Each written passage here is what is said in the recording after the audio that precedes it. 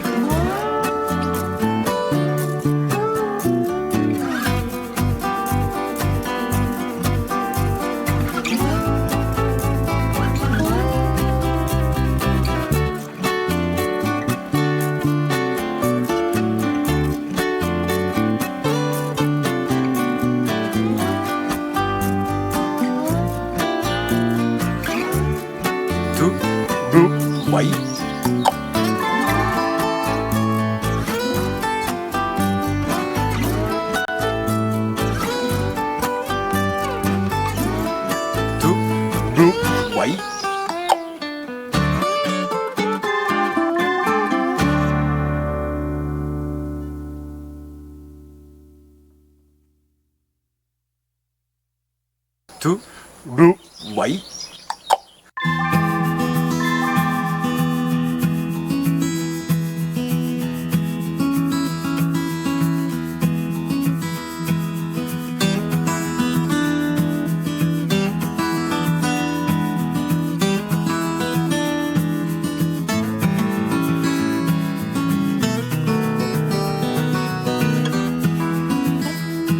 내리는 소리입니다. 주문은 좋아요.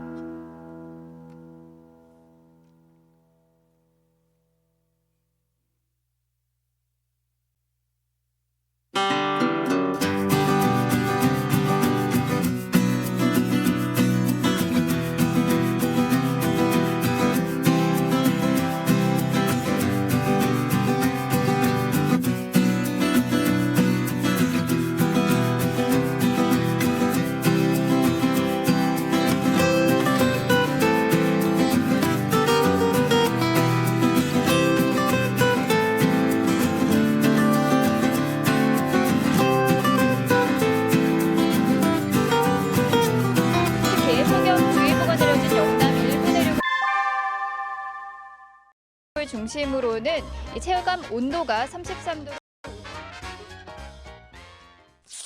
더워도 너무 덥습니다. 덥게 입었네요. 요즘 날씨 예보에서도 빠지지 않는 말이 바로 폭염특보, 불볕더위, 찜통더위죠. 더위를 뜻하는 다양한 표현들이 있는데 어떤 차이가 있을까요?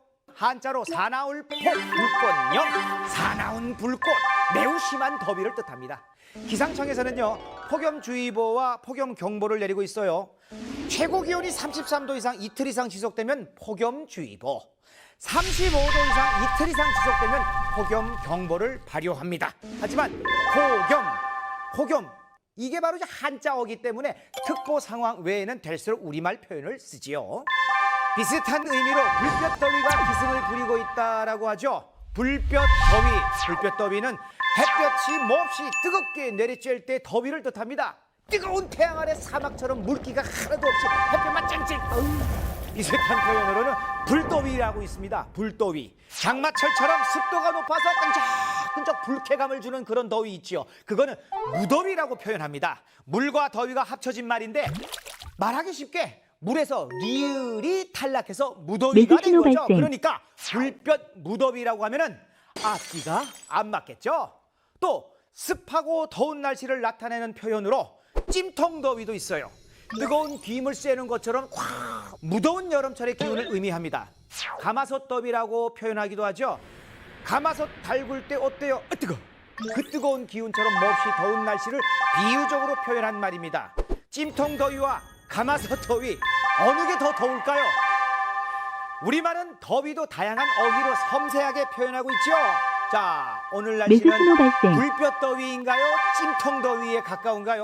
불볕더위, 무더위, 찜통더위, 가마솥더위가 돌아가면서 우리를 계속 힘들게 할 텐데요. 모두 다 이겨내면 어느새 선선한 바람이 불 겁니다. 여러분들, 더위 잘 견디세요.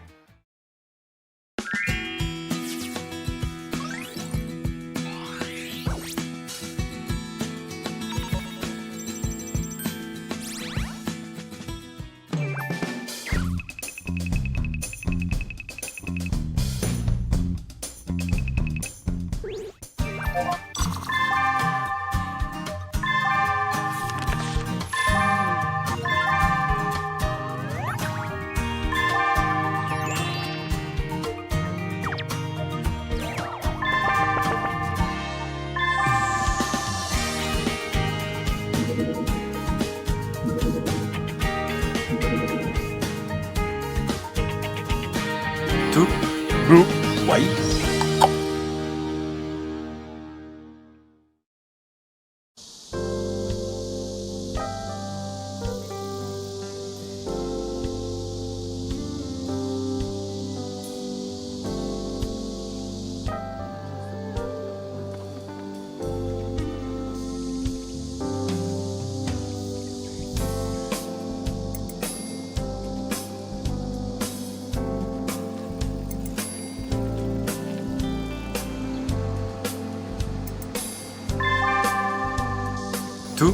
두루와이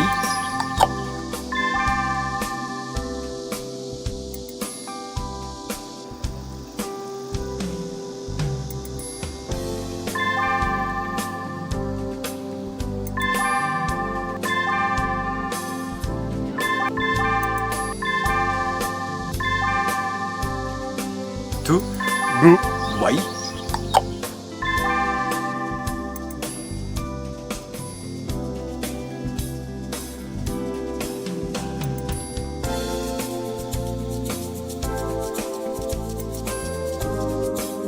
주문 완료.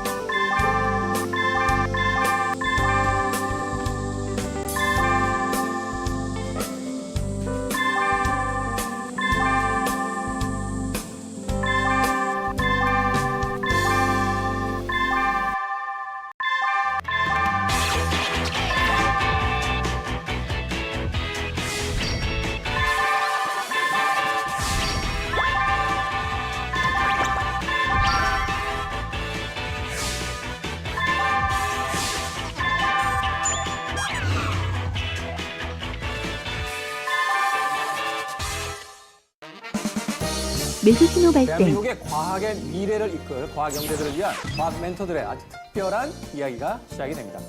과학 영재 키스톤 프로젝트 시즌 2에 함께해 주신 여러분들 반갑습니다.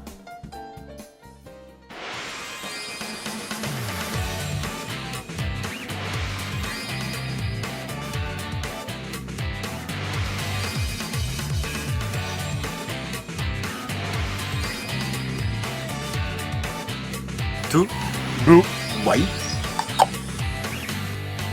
지난 회에 이 과학 영재들에 대한 이야기를 보시면서 참 많은 이야기들을 매수 신호 나누셨죠. 발생. 기초과학과 또 앞으로 이제 학습은 보는 것이 아닌 실제로 해보는 것이다 라는 이야기를 해주셨는데 특별히 지난 회에서 이제 기억나는 친구 있으신지 궁금합니다. 저는 뭐 천문학 좋아하다가 원서로 넘어갔다가 그다음에 세계 지리까지 넘어간 그러니까 뭔가 과학을 통해서 자기의 스토리를 만들어갔던 해규였나요? 네. 그 친구가 아주 인상이 깊습니다. 10대의 나이인데도 불구하고 뭐 과학적 지식이라든지 또는 그 생각하는 방식이 참 어른들보다 훨씬 더 뛰어난 것으로 굉장히 놀라웠었는데 주문 수수 완료. 텍스트뿐만 아니라 콘텍스트에 관심이 있다는 게 이제 특이했어요. 진짜 영재 같더라고요. 어떤 단순한 현상이 아니라 뭐 이렇게 좀 맥락에서 예. 줄거리를 찾아가는 것들. 저는 그 뭐든지 다 분해해보는 윤하 있었죠. 저는 그 친구가 정말 기억에 남는데 기다려주는 부모님의 역할이 굉장히 더 두, 가슴에 와닿았던 것 루, 같습니다. 와이. 선생님 직접 아이를 키우시니까요. 어느 날 집에 왔는데 바로 지난주에 샀던 QLED 그 TV를 아이가 온통 다 분해를 해놨다. 네. 자, QLED는 용서가 안 되죠. 네, 지금 QLED 듣기 전까지는 가능합니다 이렇게 대답을 하려고 했는데 QLED를 딱 듣는 순간은 조금 그러면 참아야겠죠 그래도. 네. 참아야겠죠. 아니, 저는 그렇게는 못 참을 거, QLED는 도저히 못 참을 것 같고요. 옛날 LED TV를 하나 던져주는 걸로 어떻게 해요? 제가 그 이야기를 왜 드리냐면요. 예전에 들었던 명언 중에 이런 게 있어요. 많은 부모님들이 간디의 이야기를 들려주지만 자신의 아이가 간디처럼 크는 건 원치 않는다. 듣고 나서 네. 어떤 과학 영재들의 교육법도 중요합니다만 과연 그것을 우리 아이들에게 적용시킬 수 있을 것이냐. 이게 또 가장 핵심인 부분이 아닌가 하는 또 생각이 들었습니다. 오늘 이 시간을 통해서 그 이야기도 함께 나눠보도록 하겠습니다. 하나뿐인 내 아이. 더 나은 사람으로 키울 교육법을 향한 부모님들의 열망 정말 대단하다라는 생각을 하게 됩니다. 뭐 해외에서도 가장 크게 화제가 되는 게 이민 온 우리나라 부모님들의 그 교육 열이다라는 이야기를 들은 적도 있고요. 그래서 준비한 오늘의 주제는요. 창의적인 뇌를 만드는 융합 교육. 상상을 현실로 주문 수수 메이커 완료. 교육. 요즘 대세 스팀 교육에 코딩 교육까지. 매일 쏟아지는 신교육법들. 영재를 강요하고 있지 않은가? 주문 수수 완료. 과학 인재를 육성하는 올바른 방법은? 자, 우리나라 사람들 참 유행과 트렌드에 민감한데요. 교육 역시 그런 것 같습니다. 제가 하나 찬찬히 짚어보겠습니다. 탈무드 아마 기억하실 거예요.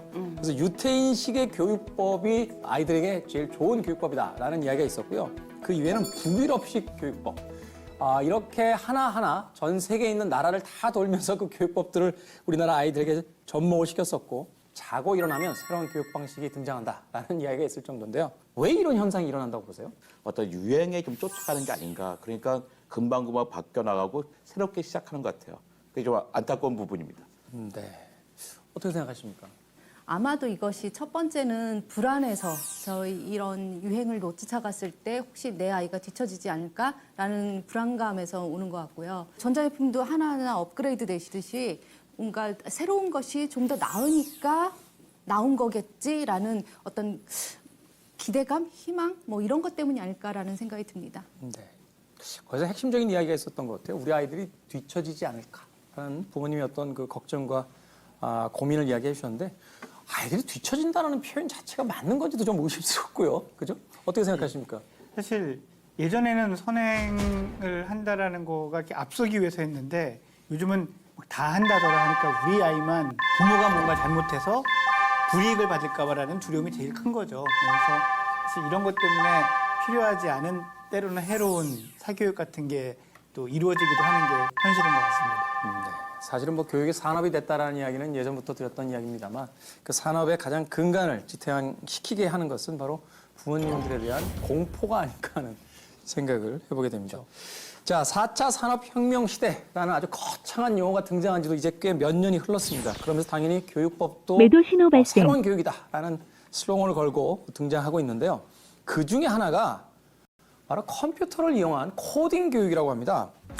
2019년부터요, 4차 산업혁명